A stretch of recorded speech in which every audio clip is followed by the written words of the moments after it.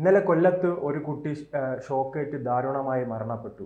ഈ LDFിൻ്റെ പല പ്രമുഖ നേതാക്കളുമുള്ള ജില്ലയാണ് കൊല്ലം, പ്രത്യേകിച്ച് ചിഞ്ചുറാണി, മുകേഷ്, കോവൂർ കുഞ്ഞുമോൻ.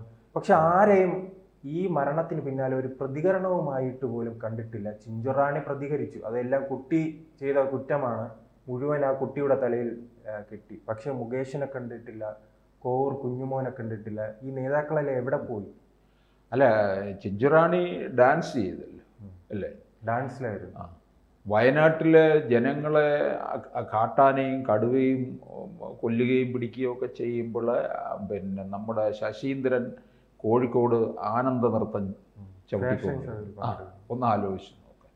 ഇവർക്ക് അവിടെ ഓടിയെത്താൻ കഴിയുന്നില്ല എന്നുള്ളതാണ്. അവർ വേറെ ലോകത്തേക്ക് പോവുകയാണ്. ഇപ്പോൾ ചിഞ്ചുറാണി ഒക്കെ വരുന്നത് കൊല്ലം ജില്ലയിലാണ്, ചടയമംഗലം നിയമസഭാ മണ്ഡലത്തിൽ നിന്നാണ്. പിന്നെ ഇത് കോവൂർ കുഞ്ഞുമോൻ LDFിൻ്റെ ഭാഗമാണ്. ഇവിടെ ഇപ്പം നമ്മളിപ്പോൾ LDFോ UDFോ ഒന്നും നോക്കുന്നില്ല. അതിനകത്ത് ഇനി ഒരു സ്കൂളിലും ഉണ്ടാകരുത് ഇത്തരത്തിലുള്ള ദാരുണമായ സംഭവം. ഇതുകൊണ്ട് എന്ത് പറ്റിയെന്നറിയാമോ? ആൾക്കാർ ഈ പൊതുവിദ്യാഭ്യാസത്തിൽ നിന്ന് അകന്നു. അതോടൊപ്പം തന്നെ ഈ കമ്മ്യൂണിസ്റ്റുകൾ നന്മയുടെ പ്രതീകമായി വാഴ്ത്തിപ്പാടുന്ന മുകേഷുണ്ട്. മുകേഷ് കഴിഞ്ഞ ലോക്സഭാ തെരഞ്ഞെടുപ്പ് കാലത്ത് പോലും ഇവിടുത്തെ സ്ഥാനാർത്ഥിയായിരുന്നു, കൊല്ലത്തെ സ്ഥാനാർത്ഥിയായിരുന്നു. അതെ, അദ്ദേഹം സിനിമാ സെറ്റിലായിരിക്കും അല്ലേ? അദ്ദേഹം അസംബ്ലിയിൽ വരാറില്ലല്ലോ. പിന്നെ ഫോൺ വിളിച്ചു കഴിഞ്ഞാൽ നമുക്കറിയാം, കുട്ടികൾ ഒക്കെ ഏതോ കാര്യങ്ങൾക്കൊക്കെ വേണ്ടി ഫോൺ വിളിച്ചപ്പോൾ ഒക്കെ വളരെ പിന്നെ മോശമായിട്ടും വളരെ ചൂടാകുകയും ഒക്കെയാണ് ചെയ്തത്. എങ്ങനെ ഒരാളോട് ഫോണിൽ സംസാരിക്കണമെന്ന് പോലും അറിയത്തില്ല എന്നുള്ളതാണ്. 2016 അവിടെ നിന്ന് ആദ്യം ജയിക്കുന്നത്. പിന്നെ 2021 നിന്ന് കഷ്ടിച്ച് ജയിച്ചു. 24 ലോക്സഭാ തെരഞ്ഞെടുപ്പിൽ അത് പിന്നെ പാർട്ടിക്ക് ആരും ഇല്ലാത്തത് കൊണ്ട് നിർത്തിയതാണ്. ഒരാളെ നിർത്തണമല്ലോ, അത് പിന്നെ തോൽക്കാൻ വേണ്ടിയിട്ടുള്ള ഒരാളെ അങ്ങ്. എന്നാലും മുകേഷിനത് മനസ്സിലാകുന്നുണ്ടോ? അതില്ല. പാർട്ടി പറഞ്ഞു താനെന്തോ ആണെന്നുള്ള മട്ടിലാണ്. ഇങ്ങനെയുള്ള കാര്യങ്ങളിലൊന്നും ഇടപെടാനായിട്ട് ഇവർക്ക് കഴിയുന്നില്ല എന്നുള്ളതാണ്.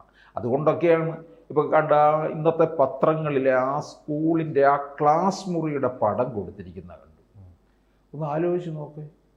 ഈ നൂറ്റാണ്ടിൽ ഇത്തരത്തിലുള്ള ക്ലാസ് മുറികളാണ്.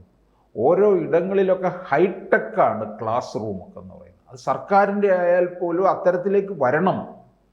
ഇത് പഴയ രീതിയിൽ ഒരു 1970 കാലഘട്ടത്തിലെ പോലെ ഒടിഞ്ഞ ബെഞ്ചും ഡെസ്കും, കുട്ടിക്ക് ഡെസ്ക് പോലും അവിടെ. എല്ലാ പ്രവേശനോത്സവ കാലത്തും പിണറായി വിജയനും ശിവൻകുട്ടിയിലും പറയുന്ന സ്മാർട്ട് ക്ലാസ്സുകളാണ്. ഇത് യൂറോപ്യൻ നിലവാരത്തിൽ എന്ന് പറഞ്ഞിട്ട് ഈ പൊട്ടിപ്പൊളിഞ്ഞ ബെഞ്ചും ഡെസ്കും അല്ലേ? അതെ, ഇത് വളരെ മോശമല്ല. കോവൂർ കുഞ്ഞുമോൻ ഇരുന്ന് പഠിച്ച ഡെസ്ക് ആയിരിക്കും. അതെ, അവരൊക്കെ ഇരുന്ന് പഠിച്ചതായിരിക്കും. ഇപ്പോഴത്തെ കുട്ടികൾ അത് ഗവൺമെൻറ് സ്കൂളിലായാലും എത്ര പാവപ്പെട്ടവരാണെങ്കിൽ പോലും അതിൻ്റേതായ രീതിയിൽ ഉയർത്തണം. ക്ലാസ് മുറികളൊക്കെ തന്നെ സ്മാർട്ട് ക്ലാസ് റൂം ആക്കി മാറ്റേണ്ട കാലം കഴിഞ്ഞു എന്നുള്ളതാണ്. ഇവ അതുകൊണ്ടാണ് ഈ കുട്ടികളൊക്കെ തന്നെ അൺഎയ്ഡഡ് സ്കൂളുകളിലേക്ക് അങ്ങ് പോകുന്നത്. അല്പം പൈസ കൂടുതൽ കൊടുത്താലും കുഴപ്പമില്ല. എല്ലാ രക്ഷിതാക്കളും ആഗ്രഹിക്കുന്നത് എന്താ? അവരുടെ മക്കളും കോട്ടൺ ടൈ ഒക്കെ കെട്ടി ഷൂ ഒക്കെ ഇട്ട് സ്കൂളിൽ പോകുന്നതും അവർ ഇംഗ്ലീഷ് പറയുന്നതും കേൾക്കാനാണ് ആഗ്രഹിക്കുന്നത്. അപ്പോൾ അതിന് നാട് മുഴുവൻ അൺഎയ്ഡഡ് സ്കൂളുകൾ അങ്ങ് വരികയും ചെയ്യും. അത് പോലെ അങ്ങ് മുളയ്ക്കുകയാണ്. എന്നാലോട്ട് ഈ ഗവൺമെൻറ് സ്ഥാപനങ്ങളോ എയ്ഡഡ് സ്കൂളുകളോ അതിനനുസരിച്ച് ഉയരുന്നുമില്ലെന്നുള്ളതാണ് അതിൻ്റെ ഏറ്റവും ദയനീയമായ. ഇനിയിപ്പോൾ നമ്മൾ ഇപ്പം കോട്ടയത്ത് പിന്നെ മെഡിക്കൽ കോളേജിൻ്റെ തകർച്ച, അതുപോലെ തന്നെ ഇവിടെ നമ്മുടെ ഡോക്ടർ മെഡിക്കൽ കോളേജിലെ ദുരവസ്ഥയെക്കുറിച്ച് പറഞ്ഞ കാര്യം, ഇതെല്ലാം വന്നപ്പോൾ ആ രംഗത്തെക്കുറിച്ച് ചർച്ച ചെയ്യുകയുണ്ടായി. ഇതുപോലെ തന്നെ തകർന്നടിഞ്ഞ് കിടക്കുകയാണ് പൊതുവിദ്യാഭ്യാസവും. 2 പ്രധാനപ്പെട്ട മേഖലകളാണ് പൊതുജന ആരോഗ്യം 1, 2 പൊതുവിദ്യാഭ്യാസം. ഇത് രണ്ടും തകർന്ന് കിടക്കുക. ശിവൻകുട്ടി പറയുന്നത് കേട്ട് കഴിഞ്ഞാൽ ലോകത്ത് പൊതുവിദ്യാഭ്യാസം എന്ന് പറയുന്ന ഒന്ന് മികച്ച രീതിയിൽ പോകുന്നത് ഇവിടെ മാത്രമാണെന്നാണ്. ഇദ്ദേഹത്തെക്കുറിച്ച് പഠിക്കാൻ ഫിൻലാൻഡിൽ നിന്നെങ്ങാണ്ടൊക്കെ ആരോ ഇടയ്ക്ക് വന്നെന്നാണ് പറയുന്നത്, എങ്ങനെ ഈ വിദ്യാഭ്യാസം മുമ്പോട്ട് കൊണ്ടുപോകുന്നു എന്നുള്ള രീതിയിൽ. പക്ഷേ ഇത് കൊല്ലത്തുള്ള UDF എന്നോ LDF എന്നോ ഒന്നും വ്യത്യാസമില്ലാതെ തന്നെ ഇവരെ ഈ ജനപ്രതിനിധികൾ അത് വേണ്ട തരത്തിൽ കൈകാര്യം ചെയ്യേണ്ടിയിരിക്കുന്നു എന്നുള്ളതാണ്. അല്ല, ഇടയ്ക്ക് തന്നെ അങ്ങനെ ഒരു തമാശ രൂപേണ പറഞ്ഞു, മലയാളി വിദ്യാർത്ഥികളെല്ലാം വിദേശ രാജ്യങ്ങളിൽ പോകുന്നു, പിന്നെ ഈ സ്കൂളുകൾ നിന്നു പോകുന്നത് അന്യ സംസ്ഥാന തൊഴിലാളികളുടെ മക്കളുണ്ടല്ലോ, അവർ ഈ സ്കൂളുകളിൽ പഠിക്കാതെ എത്തുന്നത് കൊണ്ടാണ് ഈ അധ്യാപകരുടെ ജോലി പോകാതെ അവർക്ക് പണിയെടുക്കാൻ കഴിയുന്നത്. അതെ അതെ അതെ, ഇടയ്ക്ക് ഇതര സംസ്ഥാന തൊഴിലാളികളെ പോലും മലയാളം പഠിപ്പിക്കുന്നുണ്ടായിരുന്നു. കാരണം സ്കൂളിൽ പ്രത്യേകിച്ച് പല ജില്ലയിലും ഈ കുട്ടികൾ പഠിക്കുന്നുണ്ട് പല സ്കൂളുകളിൽ. അവരെ ആകുമ്പോൾ എന്തും പറഞ്ഞ് എന്നിട്ട് ഇവരെ ഇവിടെ പതുക്കെ പിന്നെ വോട്ടർ പട്ടികയിലും കൂടി ചേർക്കാമല്ലോ. അപ്പോൾ കേരളം അവരുടേതായി തീരുമെന്നുള്ളതാണ്. ഇത് ഓർക്കണം, ബംഗാളിൽ നിന്നൊക്കെയാണ് ഇങ്ങോട്ട് വന്നിരിക്കുന്നത്. അവിടെ ആണെങ്കിൽ അവരെ അങ്ങനെ ആക്കിയതാരെ? ഇവിടെ ഭരിക്കുന്നവരുടെ ആൾക്കാർ തന്നെയല്ലേ അവരെ അങ്ങനെ ആക്കിയത്. എന്നിട്ട് അവർക്ക് അവിടെ ജീവിക്കാൻ നിവൃത്തിയില്ലാതെ വന്നപ്പോഴാണ് അവർ ഇങ്ങോട്ടേക്ക് വന്നത്. അപ്പോൾ ഇവിടെയും അവർ ഇത്തരത്തിലാക്കി കൊടുക്കുക എന്നുള്ളതാണ്. അവർ ചിലപ്പം ഈ ചുവന്ന കൊടി കാണുമ്പോൾ അവർ കത്തിച്ചു കളയും എന്നുള്ളതാണ്. അപ്പോൾ ഇപ്പം നോക്കുക, യഥാർത്ഥ പ്രതിപക്ഷം പോലും ശരിയായ രീതിയിൽ രംഗത്ത് വന്നിട്ടില്ല എന്നുള്ളതാണ്. കോൺഗ്രസ്സുകാർ പ്രതിഷേധവുമായിട്ടും അങ്ങനെ വന്നിട്ടില്ലല്ലോ. ഇതിനെയൊക്കെ ശരിക്കും പറഞ്ഞു കഴിഞ്ഞാൽ അതിശക്തമായ രീതിയിലുള്ള പ്രതിഷേധം ആയിട്ട് ഇവർ രംഗത്തിറങ്ങണം. അപ്പോൾ മറിച്ചായിരുന്നുവെങ്കിൽ എന്തായിരുന്നു നമ്മൾ കാണേണ്ടത്? അപ്പോൾ കേരളത്തിൻ്റെ പ്രധാനപ്പെട്ട ഒന്നാണ് ഈ പൊതുവിദ്യാഭ്യാസം എന്ന് പറയുന്നത്. അത് ഇനിയിപ്പം പാവപ്പെട്ടവരായാലും എങ്ങനെയുള്ളവരായാലും ഇവർ ഈ ഗവൺമെൻറ്റിൻ്റെ ഈ വിദ്യാഭ്യാസ പദ്ധതിയിൽ നിന്ന് അകലും. കാരണം സ്കൂളുകൾ സുരക്ഷിതമല്ല.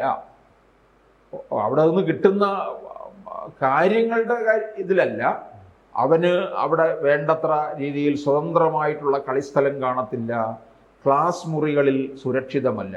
ഈ പറഞ്ഞതുപോലെ വയനാട്ടിൽ പാമ്പ് കടിയോ അല്ലെന്നുണ്ടെങ്കിൽ ഷോക്കേറ്റ് മരിക്കേണ്ട ഗതികേടിലൊക്കെ എത്തുക എന്ന് പറഞ്ഞാൽ എങ്ങനെ സ്കൂളിൽ കുട്ടികളെ പറഞ്ഞു വിടും? ഇപ്പോൾ വയനാട്ടിൽ പാമ്പ് കടിയേറ്റത് ഇത് ഓരോ സ്കൂളിനും സ്കൂൾ നിയമം അനുസരിച്ച്, കേരള എഡ്യൂക്കേഷൻ റൂൾ അനുസരിച്ച് ആ സ്കൂളിൽ PTA സമിതി ഉണ്ടാകണം. ഈ PTA സമിതി എല്ലാ മാസവും കൂടി ആ സ്കൂളിൻ്റെ ഡെവലപ്മെൻറ്റ്സ് വിലയിരുത്തണം. അവിടുത്തെ പോരായ്മകളൊക്കെ തന്നെ ശ്രദ്ധയിൽ കൊണ്ടുവരണം, അത് പരിഹരിക്കണം. ഇപ്പോൾ ഇവിടെ ഒരു PTA സമിതി ഉണ്ടായിരുന്നുവെങ്കിൽ ഇത്തരത്തിൽ ഈ KSEB ലൈൻ പോയിരിക്കുന്നത് ശ്രദ്ധയിൽപ്പെടുകയും അത് അവരെ അറിയിച്ചത് ഉടൻ തന്നെ അത് മാറ്റിക്കാനുള്ള ഉത്തരവ് ഉണ്ടാകേണ്ടതല്ലേ. അതുപോലെ സ്കൂളിൻ്റെ എല്ലാ കാര്യങ്ങളിലും അവിടെ അടിസ്ഥാന സൗകര്യങ്ങൾ, ഇപ്പം എങ്ങനെയാണിത് ക്ലാസ് മുറി നല്ല രീതിയിൽ മാറ്റുന്നത്? അതിന് PTAക്ക് ഉത്തരവാദിത്തമുണ്ട്. ഇതിന് എയ്ഡഡ് സ്കൂളുകളാണെങ്കിൽ ചിലരൊക്കെ അധ്യാപക നിയമനം നടത്തും പൈസ വാങ്ങിച്ചു വെച്ച്. എന്നിട്ട് ഈ സ്കൂളിന് വേണ്ടതായ കാര്യങ്ങളൊന്നുമില്ല. എയ്ഡഡ് സ്കൂളിൻ്റെ ഗതികേടെന്ന് പറഞ്ഞാൽ, ഇപ്പം എനിക്കൊരു സ്കൂളുണ്ടെങ്കിൽ ഞാൻ പൈസ വാങ്ങി അപ്പോയിൻമെൻറ്റ് നടത്തും. എന്നിട്ട് ശമ്പളം കൊടുക്കുന്നത് ആര്? സർക്കാർ. ഒന്ന് ആലോചിച്ച് നോക്കുക. അതിനകത്ത് തന്നെ ഈ ഇത്തരത്തിലുള്ള കാര്യങ്ങളാണ്. അപ്പം ഈ സ്കൂളുകളിലെല്ലാം തന്നെ ഇതിൻ്റേതായ രീതിയിൽ PTA സമിതി വേണ്ട തരത്തിൽ ഉണർന്ന് കൊണ്ടുപോവുക എന്നുള്ളതാണ്. ഇതിനകത്തൊക്കെ ശരിക്കും പറഞ്ഞു കഴിഞ്ഞാൽ സ്ഥലം MLA-മാരുടെ പങ്ക്, MP-മാർ, ഇതൊക്കെ ഉണ്ടാകണം. പൊതുവിദ്യാഭ്യാസത്തിൽ ഇങ്ങനെ ചില കുറേ ഘടകങ്ങൾ ഉണ്ടെന്നുള്ളതാണ്. കൂടുതൽ വാർത്തകളും വിശേഷങ്ങളും നിങ്ങളിലേക്ക് എത്താൻ ABC മലയാളം സബ്സ്ക്രൈബ് ചെയ്യുക, ബെൽബട്ടനും അമർത്തുക.